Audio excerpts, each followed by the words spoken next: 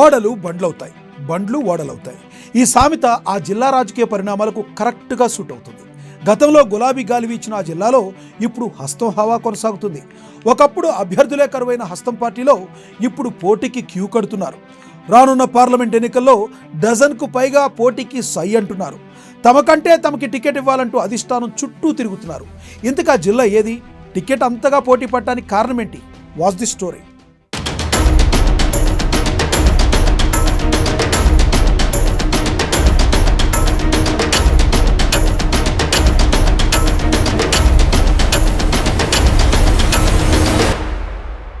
Assembly ఎన్నికల ఫలితాలతో నిజామాబాద్ జిల్లా కాంగ్రెస్లో ఫుల్ జోష్ పెరిగింది.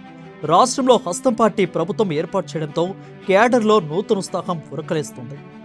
అసెంబ్లీ ఎన్నికల ఫలితాలే పార్లమెంట్ ఎన్నికల్లోనూ కనిపిస్తాయని, కాంగ్రెస్ పార్టీ ఘన విజయం సాధిస్తుందని అంటున్నారు. గ్రామీణ స్థాయి కార్యకర్తల నుంచి అగ్రనాయకుల వరకు ఎన్నికలేవైనా గెలుపు తమదేనని ధీమా వ్యక్తం చేస్తున్నారు. రాష్ట్రంలో అధికారాన్ని సొంతం చేసుకున్న కాంగ్రెస్ పార్టీకి ఢిల్లీ పెద్దల నుంచి సపోర్ట్ ఉండడంతో ఎన్నికల్లో గెలుపు పట్ల మరింత ధీమా వ్యక్తమవుతుంది. రాష్ట్రంలో అధికారంలో ఉండడంతో లోక్సభ ఎన్నికలకు తమ ఎన్నిక సులువేనని భావనలు వ్యక్తమవుతున్నాయి. ఈ నేపథ్యంలో పార్లమెంట్ ఎన్నికల్లో పోటీ చేసేందుకు నాయకులు పెద్ద ఎత్తున పోటీ పడుతున్నారు. త్వరలో జరిగే లోక్సభ ఎన్నికల్లో కాంగ్రెస్ పార్టీ తరపున పోటీ చేసేందుకు ఆశావకుల సంఖ్య రోజురోజుకు పెరుగుతుంది.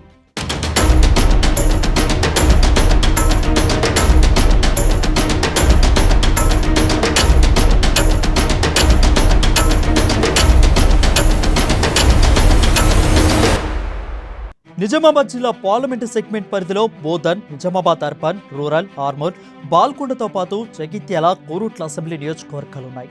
ఈ నియోజకవర్గాల నుంచి శాసనసభకు పోటీ చేసేందుకు ఛాన్స్ దక్కని లీడర్లతో పాటు ఓడిపోయిన అభ్యర్థులే కాకుండా మరికొందరు ముఖ్య నేతలు ఎంపీగా కంటెస్ట్ చేయడానికి సిద్ధమంటున్నారు.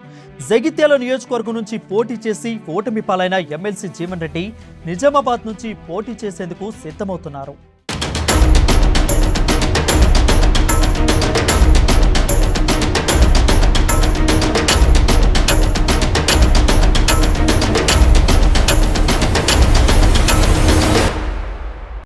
అసెంబ్లీ టికెట్ ఆశించిన TPCC working president Mahesh Kumar Goud సైతం లోక్సభ ఎన్నికల్లో పోటీ చేస్తారని చర్చ సాగింది. అయితే కాంగ్రెస్ సర్కార్ ఆయనకు ఎమ్మెల్సీ కేటాయించడంతో పార్లమెంటు రేస్ నుంచి ఆయన వైదొలిగారు. ఇకపోతే మాజీ ఎమ్మెల్యే ఈరవత్రి అనిల్, తాజాగా పార్టీలో చేరిన మాజీ MLC Arikela Narsa Reddy, DCC Manala Mohan Reddy, captain Karunakar రెడ్డిలు ఎంపీ రేసులో ఉన్నారట. నిజామాబాద్ అర్బన్ నుంచి పోటీ చేసి ఓడిన మైనార్టీ నాయకులు షబ్బీర్ అలీ పేరు కూడా పార్టీ పరిశీలిస్తున్నట్లు సమాచారం. మహిళా కోటాలో ఆకుల లలిత కూడా ప్రయత్నాలు చేస్తున్నారట.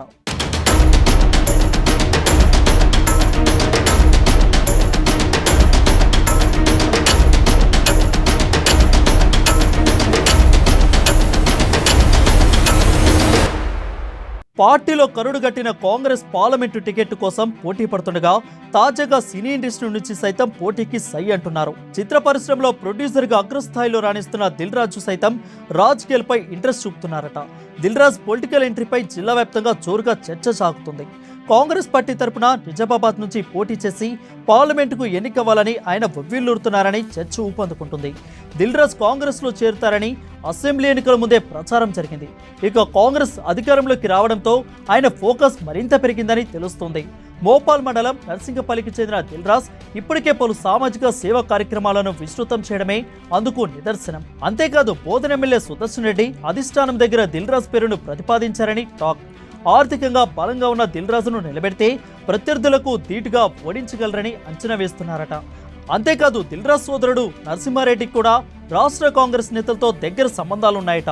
ఇకపోతే అసెంబ్లీ ఎన్నికల్లో రూరల్ నుంచి పోటీ చేయడానికి విఫలయత్నం చేసిన దిల్ రాజు బంధువు మార్కెట్ కమిటీ మాజీ అధ్యక్షులు నాగేష్ రెడ్డిలు కూడా లోక్సభకు పోటీ చేసేందుకు రెడీ అంటున్నారట.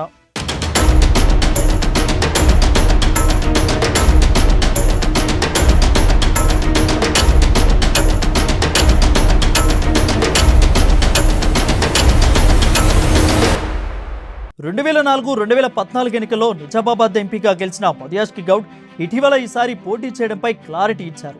2014 తర్వాత జరిగిన 2 ఎన్నికల్లో మధుయాష్కి పోటీ చేసి ఓడారు. ఈ క్రమంలోనే మళ్లీ ఆయన ఎంపీగా పోటీ చేస్తారని ప్రచారం సాగింది. అయితే తాను లోక్సభకు పోటీ చేయడం లేదని ఇటీవల ఆయన మీడియా చిట్ చాట్లో ప్రకటించారు. దీంతో నిజామాబాద్ టికెట్ ఆశిస్తున్న పార్టీలోని ఇతర లీడర్లకు లైన్ క్లియర్ అయింది. ఇక నిజామాబాద్ ఎంపీగా పార్టీ అధిష్టానం ఎవరికి మొగ్గు చూపుతుంది, ఎవరికి నిజామాబాద్ టికెట్ ఇస్తుందో వేచి చూడాలి.